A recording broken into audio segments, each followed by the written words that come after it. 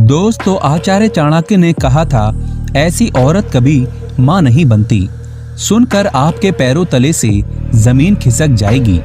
चाणक्य कहते हैं, ऐसी औरत हमेशा बांझ रहती है। अगर आपके भी नहीं है संतान तो ये जानकारी आपके लिए। दोस्तों, हम सभी इस बात को मानते हैं कि कोई विवाह तभी पूर्ण सुखी माना जाता है जब वो दाम्पत्य एक स्वस्थ संतान को जन्म दे। ऐसे में सफल और सुखद विवाह का पैमाना एक उत्तम संतान की प्राप्ति माना जाता है। ऐसे में संतान का ना होना समाज में कई बुरे विचारों को उत्पन्न करता है। एक सुखी जीवन को जीने के लिए संतान का होना उतना ही जरूरी है जितना पीने के लिए जल। पति पत्नी के बीच संतान के ना होने से सबसे बुरे दौर से एक औरत ही गुजरती है। साथ ही साथ उसके पति को भी अच्छा नहीं लगता। ऐसे में समाज ऐसे जोड़ों को बुरी नजरों से देखता है। लेकिन क्या आप जानते हैं आप संतान से वंचित क्यों हैं? इस बारे में अगर आप जानेंगे तो चौंक जाएंगे। ऐसे में आचार्य चाणक्य कहते हैं, खास तौर से ऐसी महिला कभी मां नहीं बनती, रह जाती है संतान से वंचित। सुनकर डर जाओगे तो चलिए जानते हैं। दोस्तों, नंबर 1, पशुओं के नवजात पर अत्याचार। आचार्य चाणक्य नीति के अनुसार जो स्त्री किसी पशु के नवजात पर अत्याचार करती हो तो उसके कभी संतान नहीं होती। गरुड़ पुराण के अनुसार ऐसा भी माना जाता है कि जिस स्त्री के अगर संतान नहीं होती तो उसने अपने पिछले जन्म में बहुत पाप किए होंगे, अर्थात किसी पशु के बच्चे या मनुष्य के बच्चे पर अत्याचार किया होगा और इसी कारण भी स्त्री को संतान से वंचित होना पड़ता है। शास्त्र ये भी कहता है, जो बच्चों को पीड़ा पहुंचाता है और पशुओं के छोटे छोटे बच्चों पर जुल्म करता है तो वो हमेशा संतान से वंचित रह जाता है।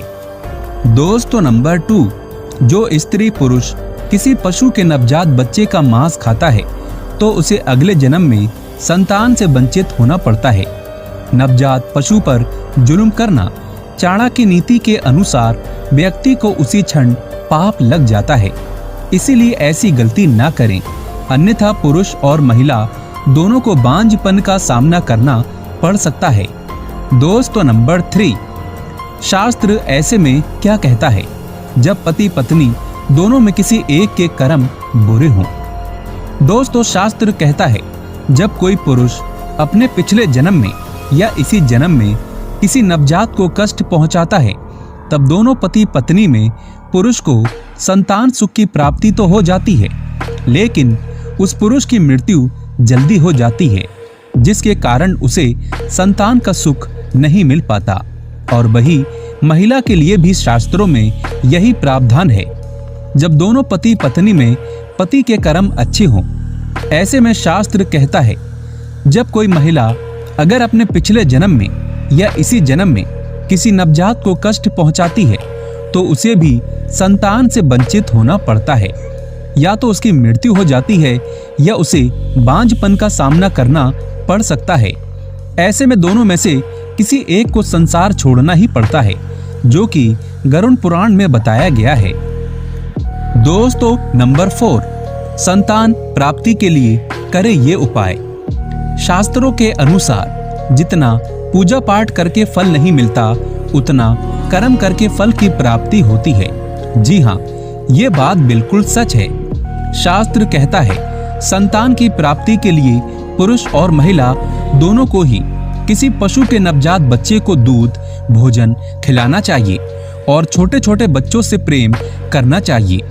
बच्चों को भोजन खिलाने से और प्यार करने से संतान की प्राप्ति अवश्य होती है। ऐसे में किसी भी जोड़े को लड़का और लड़की में कोई भी फर्क नहीं देखना चाहिए।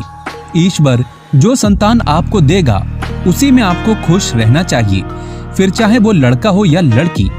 ईश्वर की बनाई हर चीज को आप सम्मान दें, इसी में आपकी भलाई है। दोस्तों, जानकारी पसंद आए तो एक लाइक तो बनता है। आपका एक लाइक हमारे लिए बहुत ही कीमती है।